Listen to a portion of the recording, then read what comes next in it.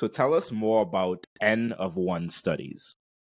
Sure. So your audience is most likely familiar with something called a randomized controlled trial, or RCT, or even just a study on if it's COVID, if it's maternal and child health, infectious disease, mortality, seatbelt use, studies in public health.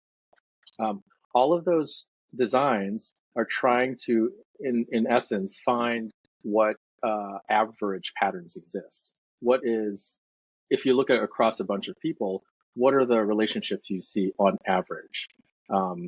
And so they look across people, and they're useful for, answering questions like, oh, if we were to institute a policy, how would that shift the maybe the poverty level or the access to resources in this particular community for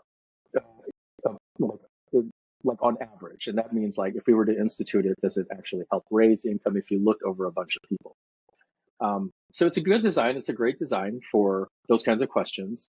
And we've been using it in biomedicine as well to find drugs, therapies, interventions that work on average across groups of people. But in medicine and health, really what we're after is, that's great, what works for me? What works the best for me? And historically, we haven't had the data to ask and answer that question in a meaningful way, because you'd have to collect a lot of data on yourself.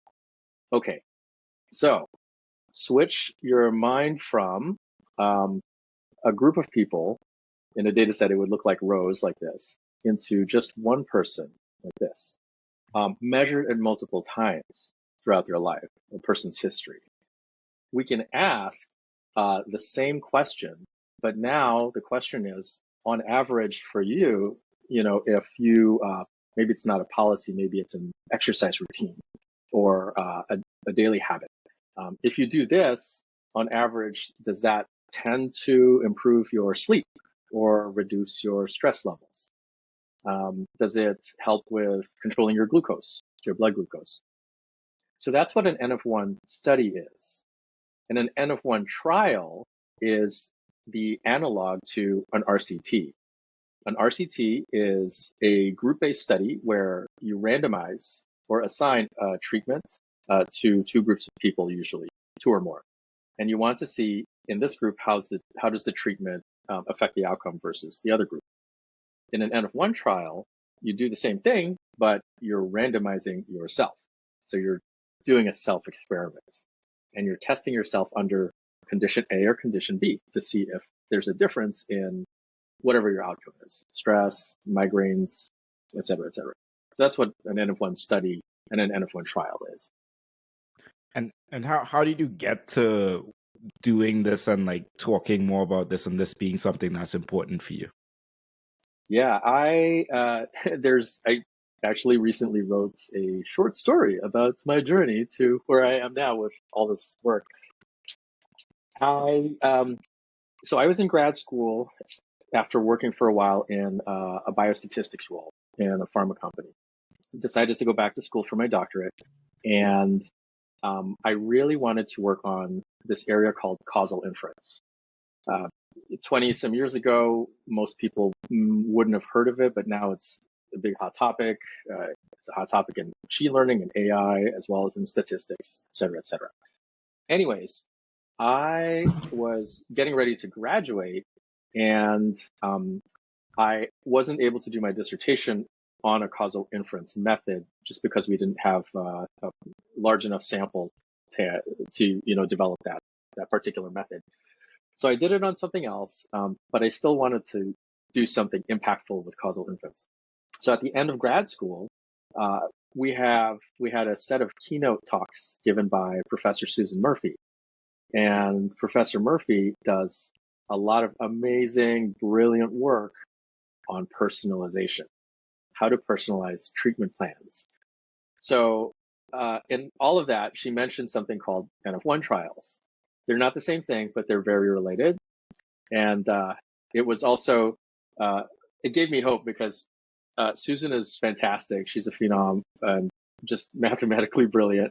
And I was completely intimidated, like, oh my God, I can't do any of this, but I want to, be involved.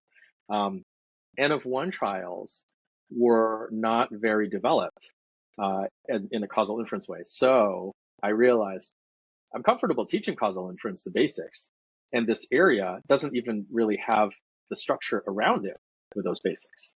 So that's how I got into N of ones intellectually. And then on a personal note, somebody really close to me has or had an idiosyncratic chronic illness called irritable bowel syndrome, or IBS. That is the kind of condition that's that can be really helped by an N of one design, because the triggers they're fairly well known, but they're different from person to person, and their effects are different from person to person. So if you were to do an RCT on a trigger for GI distress, you might even find that on average, the trigger helps half the people and hurts half the people. So guess what? Your average effect is 0. And you would conclude in your paper that this trigger has no effect on average, when in fact it has very serious recurring effects for each person, just in opposite ways. So those are the two big reasons I got into it. There's a third one that launched the newsletter, but those are the two for getting into N of one.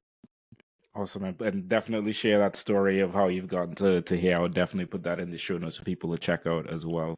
But that's fascinating, and I think it is where we are going with personalized medicine, with everyone with Apple Watches or some sort of like a Whoop or Fitbit, like just collecting our own data and knowing more about ourselves. And I can imagine how AI is probably going to help and revolutionize a lot of this N of one. So definitely looking forward to seeing how all of that unfolds for you as well.